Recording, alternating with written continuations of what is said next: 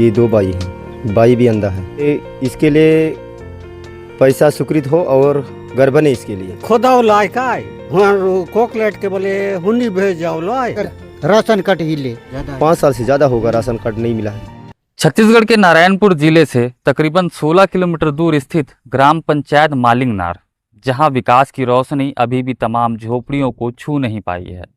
इस गांव में रहने वाले 2 नेत्रहीन भाइयों की जीवन गाथा ऐसी है जो न केवल भावनाओं को झकझोरती है बल्कि व्यवस्था की संवेदनहीनता पर भी गहरे सवाल खड़े करती है। नमस्कार, मैं हूं रवि साहू और आप देख रहे हैं बस्तर इनसाइड। दरअसल मालिंगनार गांव में 2 भाई चमरा वड्डे और उसके बड़े भाई छोटे उम्र से ही दृष्टिहीन है। इनमें से एक चमरा वड्डे अपनी पत्नी और बच्चों के साथ एक कच्चे मकान में रहता है। गरीबी और लाचारी के बीच भी वह हाथ में लाठी और हौसले के सहारे मजदूरी कर अपने परिवार का पेट पालने की कोशिश करता है। उसके जीवन की सच्चाई ऐसी है जो न किसी कहानी में गढ़ी गई है, न किसी सरकारी फाइल में दर्ज है। चमरा की पत्नी मजदूरी में उसका साथ देती है, लेकिन जब सरकारी दफ्तरों में दस्तावेजों और प्रक्रियाओं की बात आती है तो चमरा की अंधता उस पर भारी पड़ जाती है। पंचायत से लेकर तहसील तक वह मदद की गुहार लेकर भटका, लेकिन न तो उसका राशन कार्ड बना, न ही कोई अन्य सहूलियत उसे नसीब हुई। वहीं हाल ही में चमरा और उसके भाई के नाम प्रधानमंत्री आवास योजना के तहत मकान स्वीकृत हुआ। जहां यह स्वीकृति एक उम्मीद लेकर आई थी, वहीं अब यह उसके लिए जी का जंजाल बन चुकी है। चमरा को 40,000 रुपए की पहली किस्त मिलनी थी, लेकिन यह राशि उसके खाते में नहीं आई। जब उसके एक जानकार ने शासन की आधिकारिक वेबसाइट से जानकारी ली तो पाया कि उससे उसके नाम पर 2024-25 में उक्त राशि जारी दिखा दी गई है। चमरा का आरोप है कि गांव के उप सरपंच ने स्वयं आकर आवास निर्माण का ठेका अपने पास लिया और जेसीबी मशीन लाकर कॉलम के लिए गड्ढा खुदवा दिया, जिसका भुगतान उसे पेंशन की राशि से करना पड़ा। और 5 महीना बीत जाने के बाद भी निर्माण कार्य वहीं अधूरा पड़ा है। इतना ही नहीं, कुछ दिनों पहले उसी अधूरे गड्ढे में गांव के ही एक ग्रामीण सुकलू गोटा की भैंस गिरकर मर गई। अब सुकलू मवेशी की मौत का मुआवजा पाने के लिए प्रशासनिक दफ्तरों में भटक रहा है। सुकलू ने क्या कहा, सुनिए। सुकलू गोटा मालिंगनार, अभी मालिंगनार पंचायत है, नया नया। यहीं एक गड्ढा में गिर गया, जैसे भी खोद दिया वहाँ तक, वहाँ गड्ढा में गिर गया वैसा।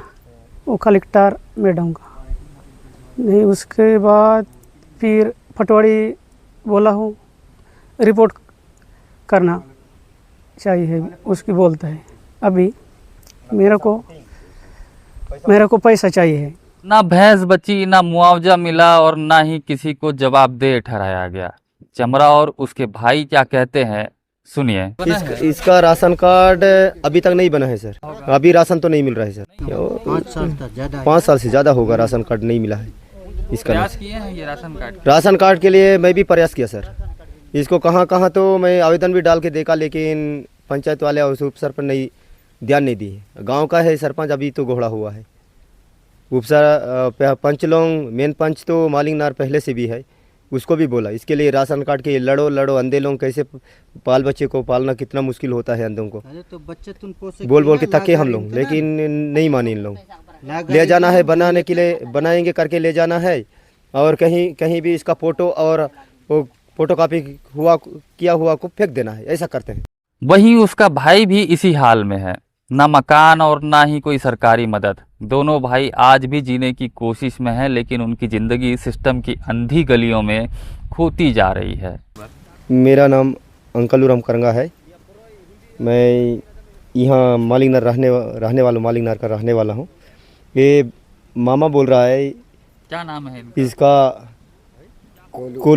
कोलू पिता पंडरू। इसका इंदिरा आवास का घर को खोदे हैं कोकलेंट जेसीबी ला के। मतलब इन लोग ये बोल रहा है कि मेरे को यहाँ नहीं चाहिए, मत खोदो करके बोला, लेकिन वो लाके ज़बरदस्ती मेरे को खोदवा करके वो लाके खोद दिया करके बोल रहे हैं। जबरदस्त वही खोदाया है। और खोदवाए उसके बाद फिर मैरिज को पैसा मांगे बोल रहे हैं। गांव के कुछ संवेदनशील लोग इन भाइयों की मदद के लिए आगे आते हैं, लेकिन सामाजिक सहयोग व्यवस्था का विकल्प नहीं हो सकता। ये पीएम आवास का गड्ढा खोदवाया, रामजी रामनाग खोदवाया, वो जेसीबी लाके खोदवा दिया। अच्छा, इनको पीएम आवास का पैसा मिला है कि नहीं मिला है? वो खाता में तो नहीं है सर। कितने भाई हैं ये लोग? ये 2 भाई हैं, भाई भी अंधा है, उन्हें भी नहीं दिखता? वो भी नहीं देखता है। उनका भी पीएम आवास स्वीकृत हुआ है? स्वीकृत हुआ है, लेकिन वो बनाने के लिए ठेका भी लिया था, लेकिन वो अभी तक नहीं किया है। ये इसके लिए पैसा स्वीकृत हो और घर बने, इसके लिए। इनकी रोजी रोटी कैसे चलती है? क्या रोजी रोटी के लिए वो भी दिक्कत है सर। इसको कोई देखभाल भी नहीं करता है। सरपंच और उप सरपंच है, वो कैसा उसका बच्चे को पालन पोषण कर रहा है, वो भी दिक्कत है, और देखने भी नहीं आ रहे हैं। और पंचायत से अंधे लोगों को चावल भी कोई सरपंच और उप सरपंच का मदद करना है, चावल वगैरह, वो भी मदद नहीं कर रहे हैं इन लोगों को। जो जिम्मेदारी शासन प्रशासन की है वो पूरा नहीं होना एक लोकतंत्र के लिए दुर्भाग्यपूर्ण है। जब मैंने इस मामले पर प्रशासन से प्रतिक्रिया जानने का प्रयास किया तो संबंधित अधिकारी ने केवल संज्ञान लेने और उचित कार्रवाई का आश्वासन भर दिया, लेकिन कैमरे के सामने कुछ भी कहने से साफ इनकार कर दिया। नारायणपुर जिला एक समय नक्सलवाद से बुरी तरह प्रभावित रहा है। वर्षों तक यहाँ विकास की आहट भी न सुनाई दी, पर अब तस्वीर बदल रही है। कई इलाके नक्सल मुक्त हो चुके हैं, लेकिन इसके बाद भी यदि आदिवासी समुदायों को उनका हक न मिल सके तो यह विकास की मंशा पर सवाल खड़े करता है।